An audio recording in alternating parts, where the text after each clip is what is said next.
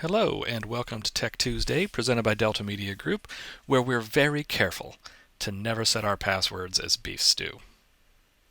It's not Stroganoff. Come on, get it. Sorry.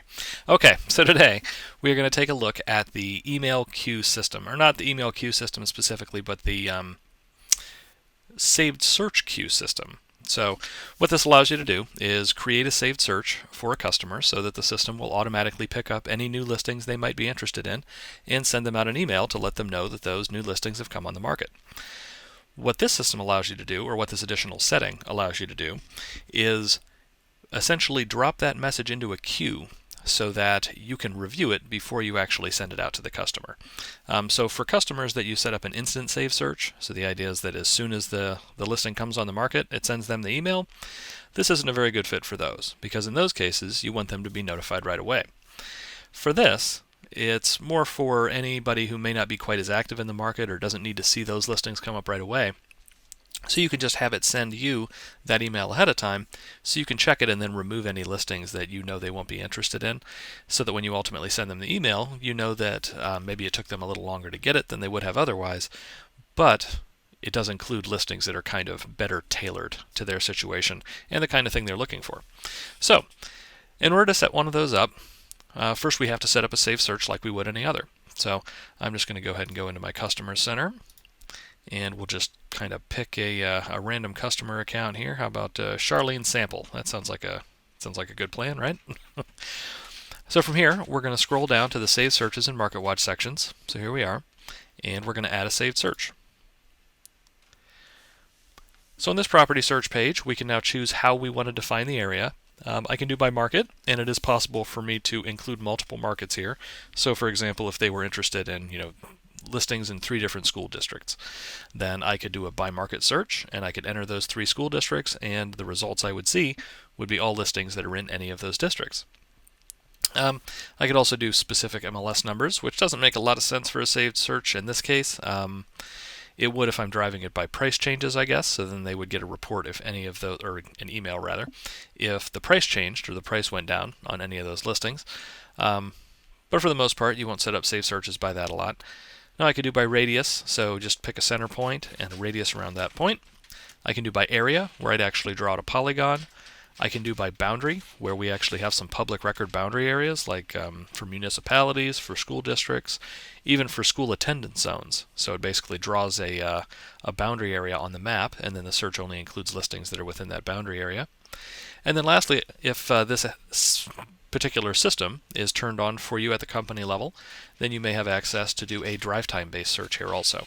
And that's kind of neat. I could go in and put in an address and then say, at this time of day, I only want to see properties that are within a half-hour drive of this address.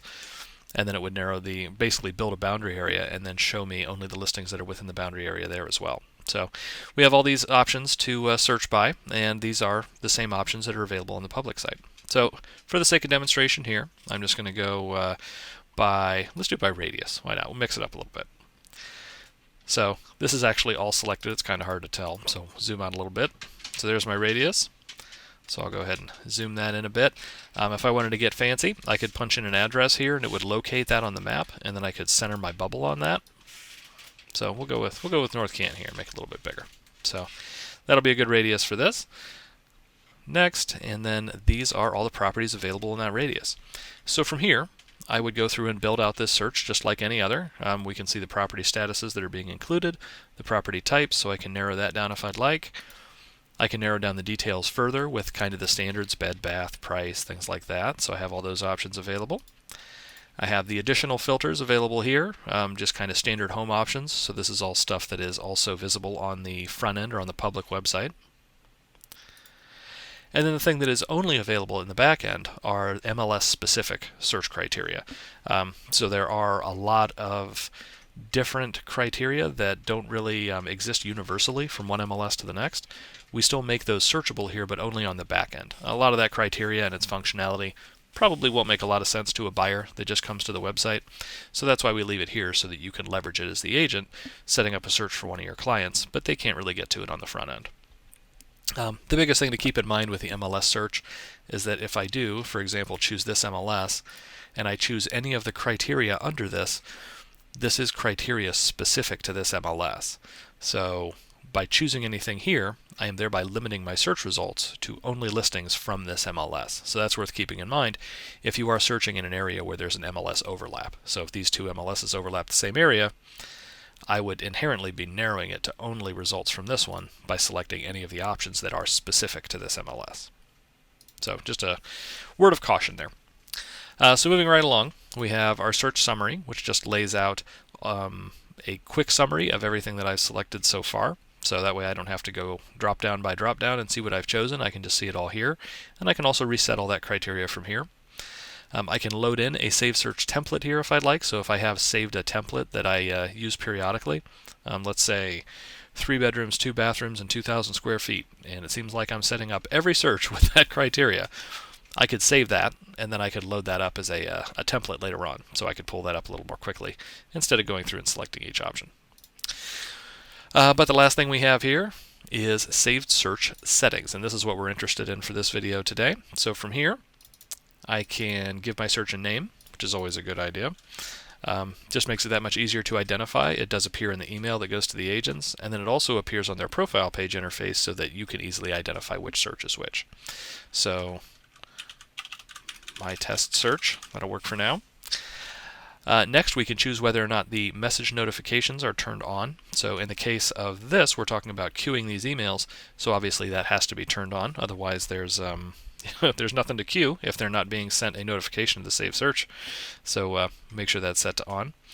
The other options here, we've gone over in detail in some other videos where we kind of go into more depth with the Saved Search system.